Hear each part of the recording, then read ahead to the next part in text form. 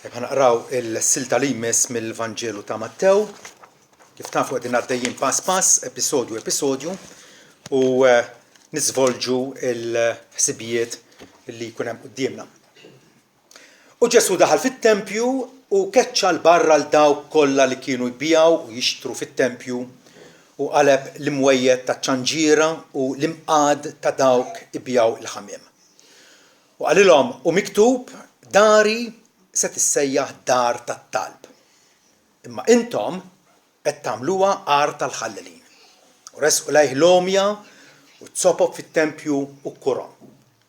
Imma sommi saċerdoti u l-iskribi xin raw il-meravilji li għamel u tfal jgħidu fit-tempju u jgħidu Osanna l-bin David kienu indignati, irrabjaw ġifieri.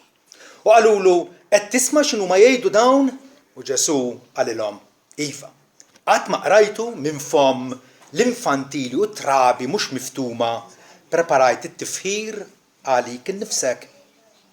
U ħallihom ħareġ barra mill-belt lejn Betanja u alloġġja jew qgħad hemmhekk. Amen. Daw kif tafu Alla minn dejjem kellu nies li jafu fuq l-art. Però mbagħad fi żmien Mosè Alla iddetermina li kollu poplu partikolari għalih, il-Lut. U allura Alla rrid juri il-preżenza tiegħu fost dan il-poplu ċkejken li Mosè qallu biex jagħmel tabernaklu li kienet binja bid-drab. Li tista' iżżarma u tarma il għaliex kienu jivvjaġġaw minn post għal ieħor fid-deżert. Però mbagħad fi żmien David, allura qegħdin nitkellmu xi 1000 sena qabel ma twiled Ġesu, David ġieħ f'moħħu illi jibni tempju lil Alla. X'qal jiena qed nagħmar f'palazz tant sabiħ u Alla għadu jagħmar f'tinda sempliċi. Però Alla bagħtlu messaġġ permezz ta' Natan u qallu mhux int tibni lit-tempju għax inti raġel tad-demm. David kien involut f'ħafna battalji. Qallu ibnek Salamun jibni lit-tempju. U infatti hekk ġara. Salamun bena tempju magnifiċenti lil Alla.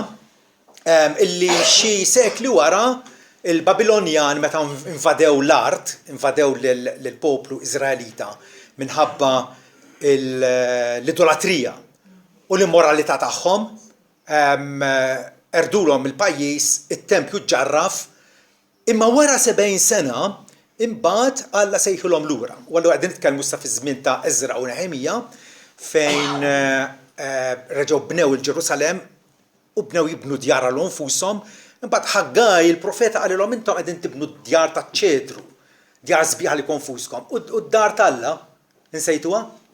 U allura il-poplu ingħaqad flimkien biex jibni t-tempju għat-tieni darba, it-tempju fi żmien Zerubbabel. Fi żmien Zerubbabel kien tempju ħafna iżgħar minn ta' Salamun. Frattant Alla wkoll oġbu li jimmanifesta l-preżenza tiegħu f'dak it-tempju. Imbagħad Erod il-Kbir, allura qegħdin nitkellmu issa ftit snin qabel ma twieled Ġesu, tajjeb. Erod il-Kbir impenja ruħu biex jerġa' jibni t-tempju fis-sens illi jirrestawrah u jkabru. Impjega 18,000 ħaddiem għal aktar minn 9 snin li baqgħu jissupplementaw proġetti fit-tempju jkabbruh aktar u aktar, xogħol il baqa' għaddej għal 46 sena.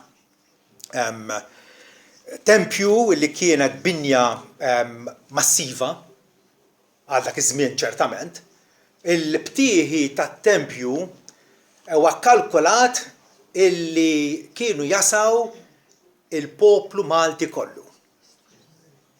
900,000 fil-btieħi tat-tempju kienu jasaw tajjeb. U mhux tabxejn illi darba meta kienu fuq il-lolja taż-żebbuġ, u allura setgħu jaraw il-Ġerusalem mill-bogħod u t-tempju magnifiċenti. Il-dixxipli ta' Ġesu qalulu għallim ara x'ħaraġ x'ħaġar massiv u x'binjiet magnifiċi.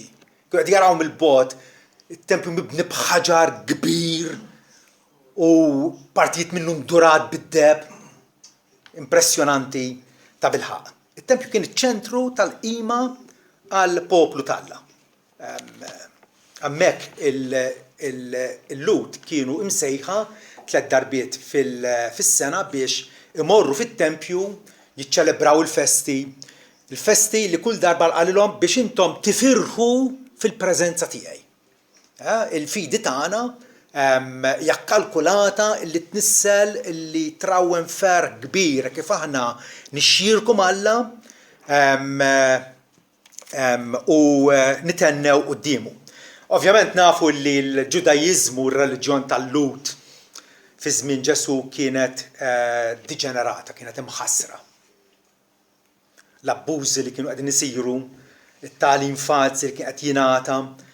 Ġesu infatti bassar il-tempju kellu jiġġarraf, kellu jitwaqqa. Il-Lut kellhom din il-superstizzjoni jew din kienu jemnu illi il-tempju se jservi sal-aħħar tad-dinja. U Ġesu qalilhom qegħdin taraw dak il-ħaġar kollu, ebda ħaġra ma tibqa' fuq oħra li ma tinqalibx. Infatti fis-sena 70, ġifieri inqas minn 40 sena wara li Ġesu tala lura fis-Smewwiet, it-tempju u l-belt ta' Ġerusalemm ġarfu mill-ġeneral Titu Vespasjanu li aktar tard mbagħad laħaq ġeneral laħaq imperatur Ruman. Il-ġudizzju talla laħaq fuq il-poplu Ludi. Frattant meta Ġesu kien għadu fosthom, it-tempju żaru regolarment, kien jgħallem fih, ifejjaq fih, il għaliex hemmhekk fit-tempju skont kif talab Salamun fil-bidu, meta Salamun talab biex jiddedika t-tempju. Alla qallu ta' bilħaq li Alla jgħammar mal-bniedem fuq l-art ara, is-sema u s-sema ta' Smewwiet ma jesawkx. Kemm inqas did-dar li jiena bnejt. Il-Lut devoti, il-Lut devoti kienu jafu illi Alla ma jistax jillimita ruħu għal tempju tal-ġebel, Alla huwa wisq ikbar minn hekk, Alla huwa infinit. Frattant Alla rrabat ismu ma' Ġerusalem u mat-tempju f'Ġerusalem. Għalhekk Salamun ikompli jitolbu jgħidlu ħares għalhekk lejn it-talba tal-qaddej tiegħek u lejn tħannin tiegħu u lejn Alla tiegħi biex tisma' l-għajta u t-talba tal-qaddej tiegħek li qed jitolbok quddiemek biex għajnejk ikunu miftuħin fuq din id-dar naru lejl fuq il-post li inti qed biex tqiegħed ismek fih. Mela, it-tempju kien binja speċjali imqazza il għaliex l-isem tal-Alla kien marbut magħha. U allura dak li jiġri fit-tempju kien qed jirrifletti fuq il-karattru tal-Alla. Għal Ġesu din hija priorità numru wieħed. Meta għallimna kif għandna nitolbu x'qal missierna inti fi Smewwiet, l-ewwel qabel kollox jitqaddes ismek. Jitqaddes ismek. U allura it-tempju kien l-aħjar post fejn l-isem tal-Alla għandu jkun imqaddes, għandu jkun onorat, imweġġaħ, muri riverenza tal-għaġeb. U frattant, kif nafu sewwa, dan ma kienx qed jiġri. Ġesu hawnhekk mhux biss fl-aħħar tal-ministeru tiegħu ftakru li hawnhekk fadal biss inqas minn ġimgħa qabel ma Ġesu ħajġi mislub, imma anke fil-bidu tal-ministeru tiegħu kien għamel l-istess biċċa xogħol. Illi meta ra l-abbużi li kienu qegħdin isiru fit-tempju, Ġesu għamel frosta u keċċab u ħadd il-barra qaleb l-imwejjed tal-ċanġiera u l-bqija u ċanfar lin-nies talli l-qima tal-Alla ikkorrompewha. Il-qima tal-Alla bdew jużawha għal finijiet egoistiċi tagħhom. Ġesu meta daħal fit-tempju jippreżenta lu nnifsu bħala is-sit tat-tempju. Dan huwa t-tempju tiegħi. Dan huwa t-tempju tiegħi. Meta daħal fuq felu ta' ħmar f'Ġerusalem, ftakru, twettqet il-profezija ta' Zakkarija. Għajdu l-Binzion ara, is-sultan tiegħek ġej għandek riekab fuq felu ħmar. U issa wkoll b'din l-azzjoni ta' Ġesu illi nadda fit-tempju hawnhekk naraw il-profezija għal darb'oħra qiegħda tiġi imwettqa. Malakija 3 vers 1. Ara, nibgħat il-messaġġier tiegħi li nadda fit-triq qudiemi u s-sit li intom qed tfittxuh jiġi fit-tempju tiegħu Alla rrieda u l-messaġġier tal-patt li fih intom titaxqu għax ara u ġej jgħid il-mulej tal-eżerċiti. Ġesu ppreżenta lil nnifsu bħala dak li jippossiedi t-tempju, għat-tempju tiegħu. Aktar kmieni fil-Vanġelu ta' Mattew, kapitlu 12, Ġesu jgħidilna ara fostkom hawn xi ħadd akbar mit-tempju. Akbar mit-tempju. Ġesu bil-din l-azzjoni tiegħu, azzjoni drastika, azzjoni fil-għajnejn ta' ħafna nies hija estrema, però irid jagħtina lezzjoni importanti. Primarjament Ġesu għandu interess qawwi fil-Knisja tiegħu, għaliex nafu llum il-ġurnata fejn huwa t-Tempju tal-Alla. Illum is-saba, fejn huwa t-Tempju tal-Alla? It-Tempju ta' Ġerusalemm twaqqa u ma reġax inbena. Fejn huwa t-Tempju tal-Alla? Aħna t-Tempju tal-Alla. Pietru jgħidilna intom ġebel ħaj li qed tinbnew f'tempju spiritwali sabiex toffru sagrifiċċji spiritwali qabel kien joffru sagrifiċċji tal-ħrief u l-bdabat u l-oġġiela. Imissa Alla jrid sagrifiċċji spiritwali, sagrifiċċji ħerġin mir-ruħ li jogħġbu l-Alla permezz ta' Ġesu Kristu. Ġesu jrid illi l-Knisja tiegħu allura it-tempju tal-Alla ikun qaddis bħalma hu qaddis. L-missierek talbu qaddishom bil-verità tiegħek, kelmtek hija l-verità. Alla iqaddisna, Alla jibnina bħala tempju għalih appuntu bil-verità tiegħu. Pawlu jgħidilna illi Kristu ħabb il-Knisja. Kristu ħabb il-Knisja b'imħabba partikolari.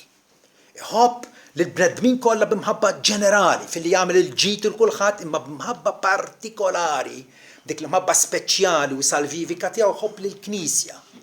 Kristu ħabb il-Knisja u ta' lilu nnifsu għalija biex inaddafa bil-ħasil tal-ilma bil-kelma u jippreżenta qudiemu Knisja glorjuża bla tikmixxa, bla teba u bla xejn minn dan. Dawn huwa x-xogħol tal-Alla li qed jagħmel fostna llum il-ġurnata. Darba meta Lut saqsewh b'liema awtorità qed tagħmel dal-ħwejjeġ. Dħalt fit-tempju bħalli kieku għatijek u kaċċejtu kħat il-barra u Ġesu għallhom ħottu dat-tempju u fi 3 nerġa' nibnieh. Ħasbu li qed jgħid għat-tempju tal-ġebel li kellhom Ġerusalemm. Ġesu qed jgħid għal ġismu stess. Il-prova li Ġesu għandu awtorità biex jaġixxi kif jaġixxi hija propjament il-għaliex u it-tempju tal-Alla. U t-tempju tal-Alla. U dawk allura kollha li huma membri tiegħu, aħna li aħna maqudin miegħu bil-fidi fih, aħna wkoll it-tempju tal-Alla. Pawlu jgħidilna ma tafux li intom it-tempju tal-Alla u li l-Ispirtu tal-Alla jammar fikom. Ħafna drabi ninsew minn aħna u ninsew Alla kif ikkostitwina. Alla għamilna tempji tiegħu. Kull ma ngħidu, kif inġibu ruħna, kif naħsbu, jirrifletti fuq Alla missierna. Alla qed jibni dan it-tempju huwa l-proġett. Erod il-bidam 46 sena jibni it-tempju u jkabru però Alla it-tempju tiegħu għadu qed jibnieh sakemm jipperfezzjonah fl-aħħar jum. Efesin 2 vers 22 araw il-proġett Alla. Illi aħna l-fidili, aħna li rrikorrejna għan Ġesu Kristu, aħna mibnijin fuq is-sies jew il-pedament tal-Apostolu l-Profet bi Kristu Ġesu nnifsu bħala l-ġebla angolari li fih il-bini kollu kompat flimkien, maqgħad flimkien, qiegħed jikber f'santwarju qaddis fis-sit. Li intom ukoll qed timbnew flimkien f'amara tal-Alla bl-Ispirtu. Il-Knisja hija l-amara tal-Alla fejn Alla jammar u jirresiedi b'mod speċjali fuq l-art. Dawn il-ħwejjeġ irridu nżommuhom quddiem għajnejna bħala eżies il għaliex jekk ninsewhom allura ċertament imorru l-baħar. Il-qima mogħtija mill-Knisja trid tkun skont Sidna Ġesu qima fl-ispirtu fil-verità. Lis-Samaritana hekk qalilha. Meta bdiet tkawtel miegħu u fuq il-Muntanja Geriżim jew f'Ġerusalemm lin-nies jagħtu qima lil Alla għalha tiġi sija li la hemmhekk laqqas band oħra. Ma dawk li Alla ifittex bħala l-adoraturi tiegħu bħala dawk li imuh għandhom imuh fl-ispirtu u fil-verità. Fil-spirtu u fil-verità. U allura il-Knisja tal-Alla għandha tkun magħrufa aktar minn kull ħaġa oħra bħala miġema ta' nies mogħtija għat-talb. Għaliex? Salamun qal u Ġesu rrepeta l-istess ħaġa. It-tempju tal-Alla huwa l-post fejn isir talb u tifħir u ringrazzjament lill-Alla. Għax jekk mhux hemm min se jirringrazzjaw jfaħru lill-Alla? Nies li ma jafux? Il-fatt illi l-Knisja illum il-ġurnata qiegħda tipprova tagħmilha ta' kollox biex toġob id-dinja, biex tipprova tiġbed id-dinja bil-gimmicks tagħha. Le. Il-Knisja hija post tat-talb u komunjoni mal-Alla. U Ġesu jinsisti fuq ir-riverenza u l-biża' tal-Alla. Illi l-Alla ma nistmawx bħal kieku wieħed minna. Le, Alla huwa il-Qaddis ta' Israel. Laħaqqu l-ogħla qima, l-ogħla adorazzjoni, l-ogħla servizz da parti tagħna. Ġesu jikkastiga kull degradazzjoni tal-fidi biblika. Meta Alla urina triq u aħna nawġuha dik it-triq, Ġesu bir-raġun bħalma għamel hawnhekk jirrabja. Iċanfar il-frodi u n-negozju reliġjuż u jiddomanda minn għandna l-onestà. L-onestà. Hemm prinċipju faċli biex tarfu fl-Iskrittura, għandna nsejħu l-prinċipju regolattiv, jiġifieri. Illi fil-qima korporata tagħna meta aħna nġabru bħala Knisja. Tajjeb? X'ħan nagħmlu? Kull ma nagħmlu irid ikun imsejjes fuq direttivi speċifiċi tal-Iskrittura. Dak li Alla ordnalna biex nagħmluh, għandna nagħmluh kollu kemm hu. Imma dak li Alla ma ordnax m'għandna ebda dritt u ebda obbligu li nagħmluh. Nifhmuha din? Forsi intu għandkom esperjenza ta' knejjes oħra x'jagħmlu x'ma jagħmlux. Tifhem. Mhux l-ewwel darba illi ninnota ċertu knejjes pereżempju qari tal-Iskrittura ma jeżistix. Meta Alla ordnah illi jkun hemm il-qari tal-kelma imqazza tiegħu. Imbagħad isiru affarijiet li Alla ma kmandax. Drama. Jagħmlu lek it-teatrini fil-Knisja. Bekk ħaniġbruha min-nies. Taħsbu li din hija xi ħaġa li toġob lill-Alla? Dan huwa l-prinċipju regolattiv illi Alla saħaq fuqu anke minn żmien Mosè. Meta qallu fid-Deuteronomju 4 vers 2, la żidu xejn ma dak li qiegħed nikmandakom u la tnaqsu xejn minnu biex tħarsu l-kmandamenti tal-Mulej Alla tagħkom li jien se nagħtikom. Dak li Alla tagħna nosservawh, dak li Alla ma għalinniex biex nagħmluh ma nagħmluhx. Ġesu ċanfar lill-mexxejja ta' żmienu u qalilhom intom iġġibu fix-xejn il-qima tal-Alla bit-tradizzjonijiet tagħkom. Għal xejn imuni għax jgħallmu bħala dottrini il-preċetti tal-bnedmin. Alla din il-ħaġa joħodha bl-akbar serjetà. Bl-akbar serjetà. Taħsbu intom li Alla se jħu pjaċir bina jekk aħna nivvintaw funzjoni jew xi ħaġa li għax toġobna u allura noffru għall-Alla. Dak huwa l-ispiritu ta' Kajjin. Illi derlu li Alla għandu jaċċetta il-frott tal-eliqi tiegħu.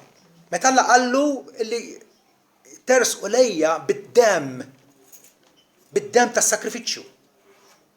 Il-prinċipju regolattiv irridu nosservawh. Kull ma huwa ordnat mill-Alla nagħmluh. Innutaw. Bħallum l-ewwel ħadd tal-ġimgħa. X'nagħmlu?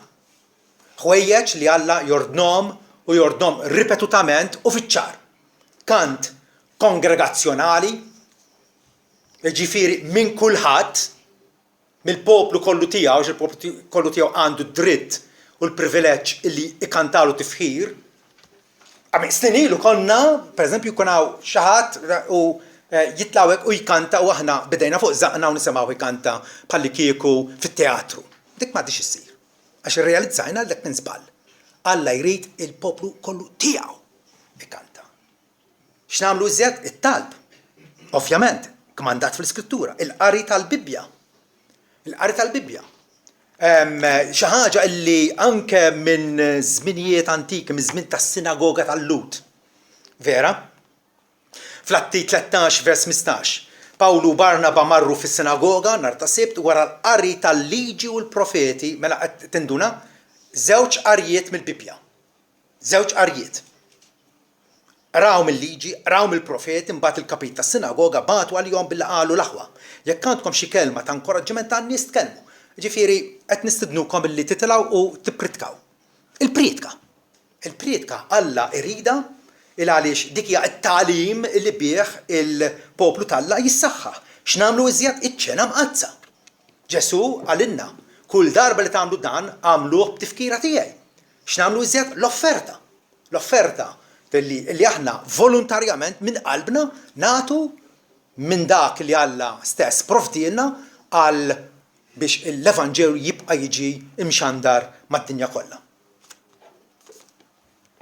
Tafu b'affarijiet oħra li jsiru fi knies evanġeliċi oħra kemm isiru affarijiet oħra li Alla ma kmandomx, dak ma nagħmluhomx. Ma nagħmluhomx mhux għax aħna strambi. Ma nagħmluhomx għax Alla ma kmandomx. Mela għandek il-Kattoliċi, il-Luterani, l-Anglikani jagħmlu ħafna affarijiet oħra. Ħafna affarijiet oħra. Illi Alla ma kmandomx. Mela għandek il-mexxejja tagħhom li jilbsu dal-vestwarju sagru, bil-paramenti sagri vera, u bil-mitri u dal-affarijiet, u jagħmlu l-proċessjonijiet, u jużaw l-inċens u l-mambirek u l-qniepen u proċessjonijiet se jumejn ilu, vera, min ikkmanda din il-ħaġa li imorru tad-duluri u mbagħad fil-proċessjoni jorbtu l-ktajja ma saqajhom biex ipattu għad. Min ordhom dal-affarijiet? Alla mhux biss ma jogħġbux l-affarijiet, jikkundannhom. Jikkundannhom. Kristu, apparti minn hekk, jikkundanna l dawk kollha li jabbużaw mill-Knisja. Li jieħdu vantaġġ minn nies fidili tagħna. X'kienet jiġri fit-tempju? Kellek aqoċċa ta' nies, l-aristokrazija reliġjuża, illi kienu qegħdin jisolħu lin-nies litteralment kienu qegħdin jisirquhom f'isem ir-reliġjon. Jisirquhom. Il għaliex għandek bidwi f'qajjar għandi ħarufa bla teba, bla difett, ħanoħodha biex noffrija sakrifiċċju ta' ratti l-ħajja l-Alla. Tifhem, ma kienx aċċettaw ilu. Le. Kienu tixtriha minn tagħna u kemm hi 10 darbiet iżjed milli tiswa fis-suq normali. Għaru każijiet illi jġbulek għajnejk wara widnejk.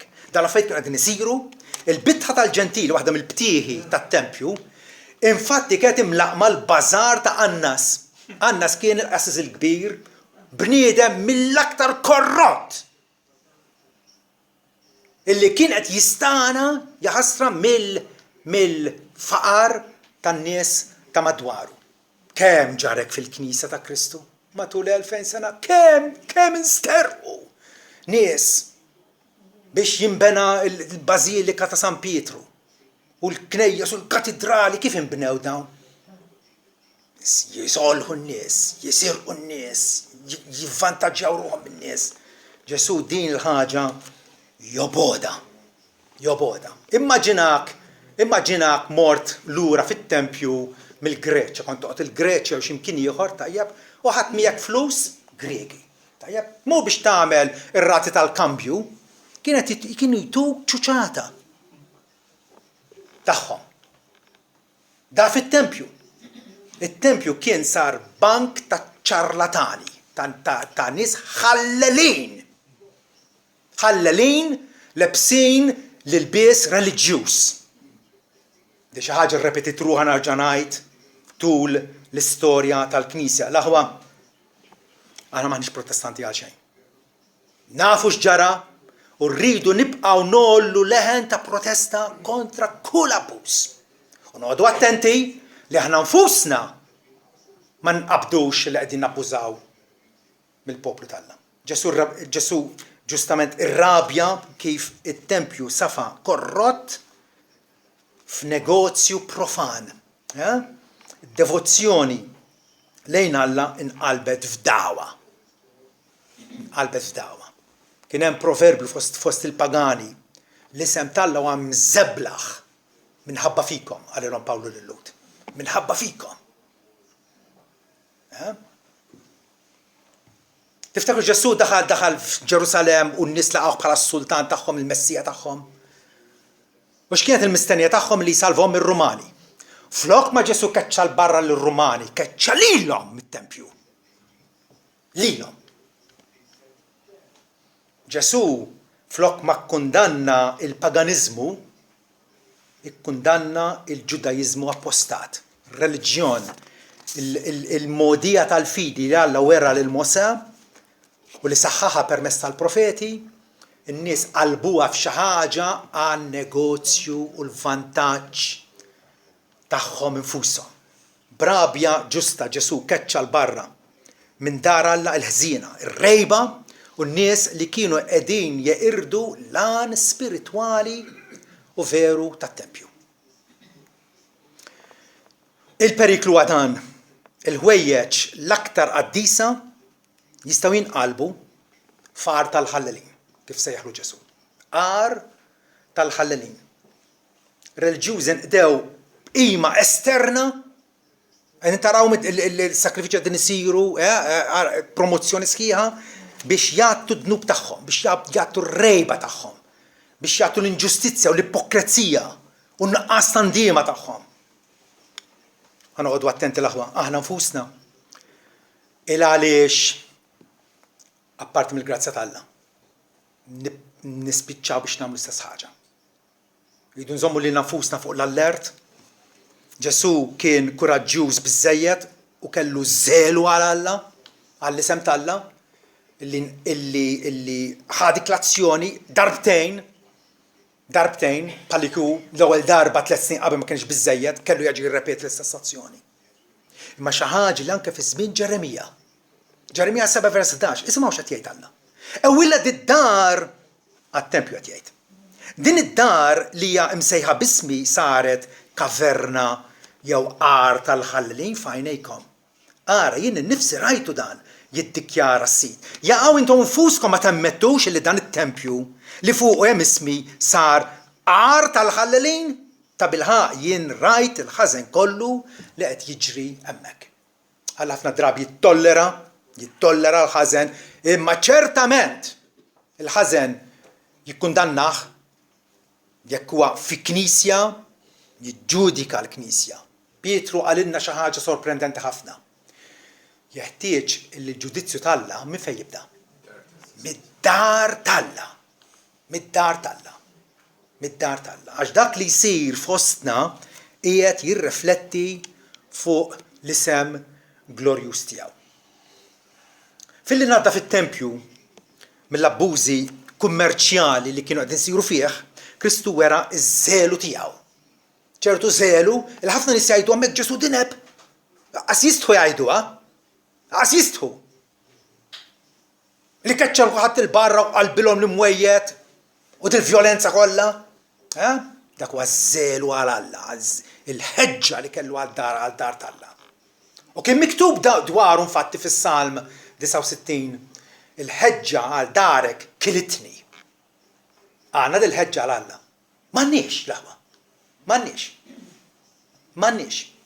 Kemm il-darba nisimgħu l-istess ħaġa ripetuta u nibqgħu b'dak il-mod leġġer. Tħallna qegħdin nippreparaw xi preparazzjoni qed isir għal qima tal-Alla. Fejn hija l-qalb tagħna mtajra f'elf direzzjoni? Jew bħalma qal David din il-ħaġa xtaqt ngħaddilmu lej.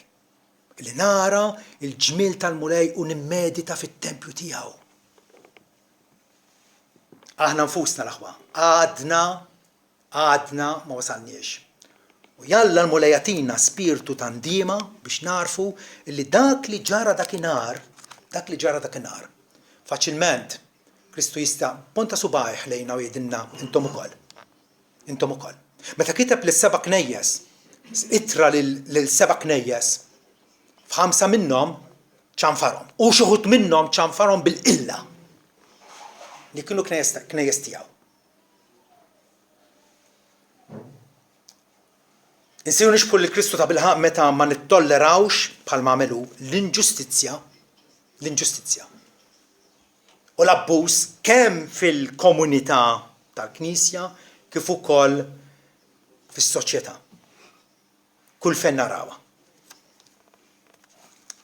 F'kull ministeru, kull qadi illi Alla ta' bilħaq jonorah u jieħu pjaċir bih. Hemmhekk issir protesta kontra min jipprofana l-isem ta' Alla jew jiżżuffjetta bis-saltna tiegħu. Ħafna nies huma żuffjettaturi uħsibhom biex għaċċajt il-weġġ qaddisa ta' Alla. U aħna da parti tagħna rridu nollu leħen ta' protesta. Pawlu hekk għamel, ma tafux qalilhom li l-ħżiena ma jirtux is-saltna ta' Alla. U jridu nagħmluha ċara l-aħwa. Il-ħżiena ma jirtux is-saltna ta' Alla. U l-istess ħaġa wkoll rridu nfakru illi hemm saħta fuq dawk in-nies li jippritkaw vanġelu differenti milli ippritkaw l-apostli. Il-Knisja Kattolika Rumana tippritka vanġelu totalment differenti. Vanġelu ta' sagramenti, ta' opri tajba, ta' fidi fi Kristu, taħlita barbuljata, il-bijom inti ssir ġust qudiem Alla u meta ssir ġust qudiem Alla Alla jaħfirlek. Mentri l-Vanġelu huwa li aħna narfu li fuq il-Golgota twettqet ir-rekonċiljazzjoni tagħna. Alla jagħtina l-grazzja li nirċievu dik ir-rekonċiljazzjoni u bija aħna maħfurin għaż-żmien u l-eternità. Kristu jesponi bla riserva ta' xejn kwalunkwe abbuż. U miktub dari se tissejjaħ dar tat-talb. Intom għamiltuha għar tal-ħallelin. It-tempju mbena bil-ħsieb li jkun dar tat-talb, ċentru l fih wieħed ifittex il-grazzja tal-Alla, ċentru fih imur biex juri l-indiema tiegħu u frattant dan il-ħsieb ma ntlaħaqx. Il-ġemat ta' Kristjani llum, il-knejs lokali, hekk għandhom ikunu. Hekk u xejn inqas. Sakemm għandna l-opportunità l-aħwa rridu nagħmlu l-wissa lil Kristu u nħalluh inaddafna. L-agħar ħaġa sa ġrina hija li ngħidu dawk u dak u sebaħ u dalam u ninsew li Kristu hawnhekk qed ikellem lilna b'dil-azzjoni tiegħu qed ikellem lilna. Aħna it-tempju tiegħu huwa tempju nadif, huwa tempju onorabbli għal ismu, jew huwa tempju illi hemm il-qerq, l-immoralità, it-tolleranza ta' dottrina falsa, il-bruda, il-kompromess, l-ispirtu mondan illi inti tħobb id-dinja u x'tagħmel id-dinja u titħallat mad-dinja u l-attivitajiet tagħha. Jew l-indifferenza, jew li wkoll tlifna l-ewwel imħabba tagħna. Imbagħtu minna din li tlifna l-ewwel imħabba tagħna, illi l-fidi tagħna saret pjuttost mekkanika. Il-ħadd mela l-ħadd imur il-Knisja u qalbek tibqa' l-istess, m'hemmx aspirazzjonijiet għal qudusija. M'hemmx xenqa għal Alla. It-talb tiegħek huwa fqir u fjakk. Jekk aħna ma ħallux il-Kristu jesponina u jwassalna l-indiema, finalment ikollu jnaddafna bil-forza. Ikollu jnaddafna b'sens ta' finalità. Malakija 3:2 jgħid illi min kapaċi jissaport il-jum tal-miġġa tiegħu. U min kapaċi jieqaf meta jidheru għax hu bħan-nar tal-purifikatur u bħas-sapun tal-ħassil. Għaliex min issa stess ma ngħidux il-Kristu biex inaddafna u nieħdu dak il-passi neċessarji sabiex fejn abbużajna u fejn abbużajna mill-ħnija tal-Alla. Narfu li l-aħjar huwa l-induru lejh issa li għandna l-opportunità. Ġesu quddiem dan ix-xenarju abbużiv fejn ra dawn il-żiżijiet kollha qegħdin isiru. Jurina wkoll illi fil-waqt li t-tempju tal-Alla, ġifieri aħna nfusna, irid ikun tempju qaddis u nadif għalih. Fl-istess ħin rridu nimmiraw biex il-qima tagħna tkun fl-ispirtu u fil-verità u nkunu motivati mill-fidi tagħna biex nagħmlu l-ġid il-proxmu. Ma nistgħux ninagħlqu fina nfusna u ninsew li nisambar. Innutaw fil-waqt li Ġesu għadu kif nadda fit-tempju. X'ġara? U resqu lejh l-omja u tsoppab fit-tempju u kurom. Probabbilment kien għadu wiċċu aħmar bir-rabja u bid-dispjaċir tiegħu u jersqu mela fil-waqt li Ġesu iwerwer lil xi wħud ħadd ieħor isibu attraenti u jersaq lejh bid-ġufija tiegħu, bl-ama tiegħu, bl-inkapaċità tiegħu. Ġesu dawn nies il-batuti, il-foqra, jikkurhom, jilqagħhom għandu. Irridu naħsbu mela l-aħwa illi fil-tħaddim tal-fidi tagħna nibqgħu nagħmlu l-ġid lill-proxmu bħalma għamel Ġesu. Pawlu jgħidilna sakemm għandkom l-opportunità għamlu l-ġid il-bnedmin kollha u speċjalment lil-dawk tad-dar tal-fidi. Innotaw kif hawnhekk propjament f'dan l-episodju Ġesu jagħmel l-aħħar mirakli tiegħu. Ora hemm ta' Malku fejn meta kien fil-ġnien, imma il-mirakli pubbliċi tiegħu hawnhekk l-aħħar.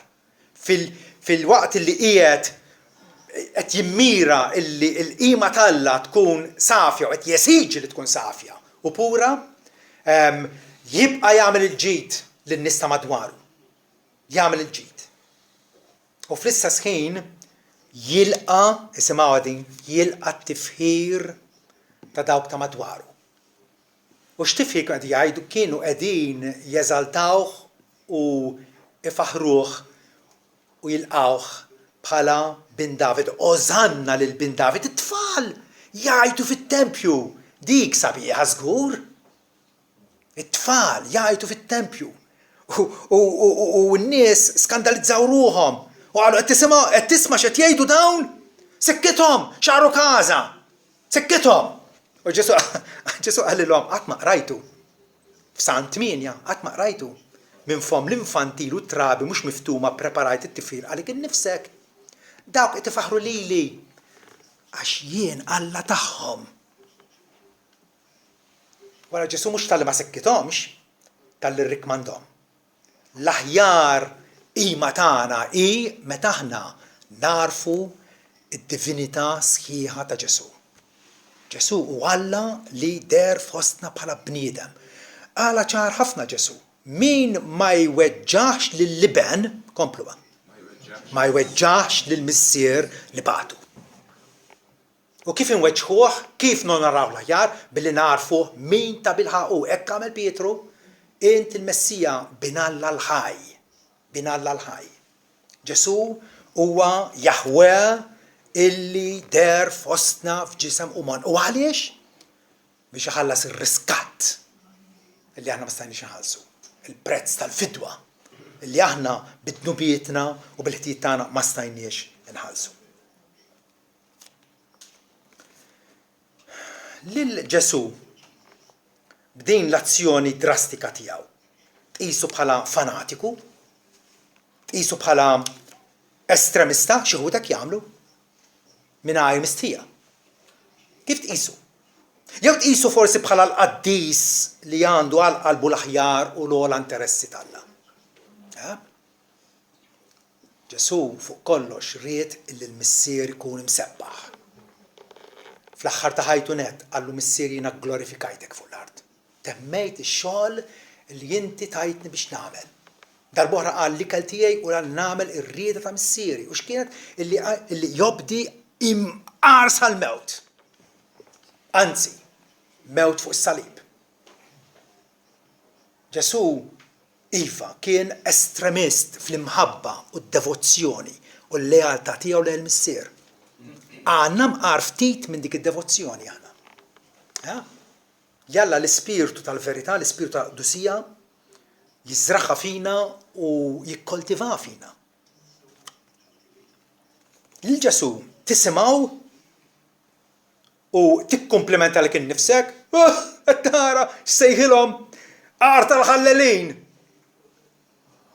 U għaqqas biss jiġik f'moħħok li se jkun inti wieħed minn dawk il-ħallelin. Jekk napproċċjaw l-Iskrittura bħala ktieb u messaġġ li jotta l ħadd ieħor imma għalina aħna bulli aħna mexxin tajjeb. Għad attent. Il-kritika ta' Ġesu jekk għala l-bnedmin aħna bnedmin bħalhom. U allura jeħtieġ li aħna wkoll nkunu konvinti mid-dnubietna. Għax id-dubiet tagħna jistgħu ma jkunux fl-apert, fil-pubbliku, imma hemm qegħdin. Hemm qegħdin. Fil-qalb żgur qegħdin. Il-Ġesu qiegħed topponih jew tinsab fuq naħa tiegħu. Tgħidli nopponih, x'jiġifieri nopponih? Billi tkun indifferenti. Billi tgħid x'importani. Ġesu qabel minn ma jiġborx miegħi xerret. Min mhux miegħi u kontra tiegħi.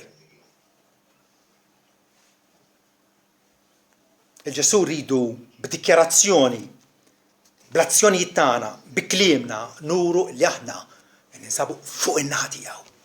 Fuq in-naħa tiegħu. Jekk hu jrid qima safja fl-ispirtu u fil-verità, irridu nesiġu minn innifsi u kull wieħed minna li dik il-qima tingħatalu għax ħaqqielu. Għax tiegħu bid-dritt.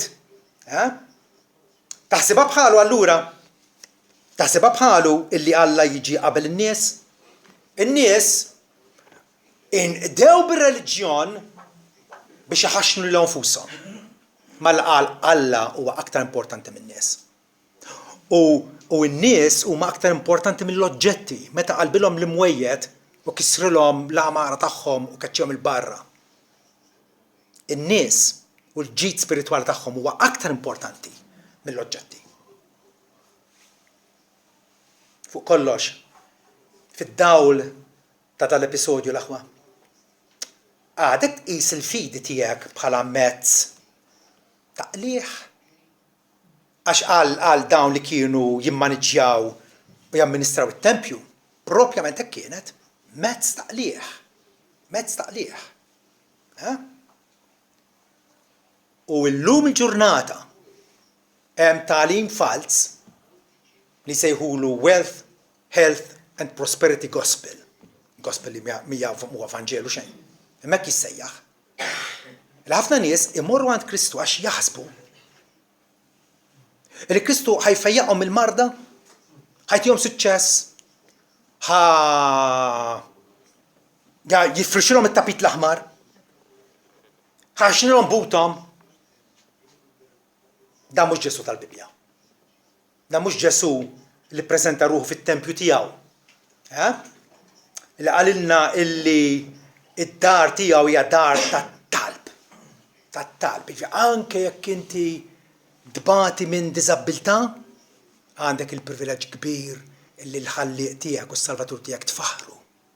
U tfaħru anke bit-tama illi għadha pitada iva fil-waqt propizju Alla se jagħtik salvazzjoni sħiħa anke fil-ġisem. Anke fil-ġisem. Meta qajjimna minn bellimwiet jippreżentana bħala qaddisin qudiemu.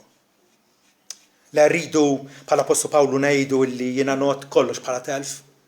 kollox, ma importanix x'jiġri mill-prosperità tiegħi, mis-saħħa tiegħi, mill-finanzi tiegħi, mis-suċċess materjali tiegħi, not kollox bħala telf, imbasta nirbaħ il-Kristu. Imbasta nirbaħ il-Kristu. Għaliex jekk m'għandi xejn u għandi Kristu għandi kollox. Ma jekk għandi kollox, m'għandix il-Kristu m'għandi xejn. Dan Ġesu qalil mal-ħżiena huwa ħanin ħafna mal-batuti. Ħanin ħafna ma' dawk li bindiema sinċira iduru lejh u jsibu minn għandu l-ewwel nett il-fejqan fir-ruħ.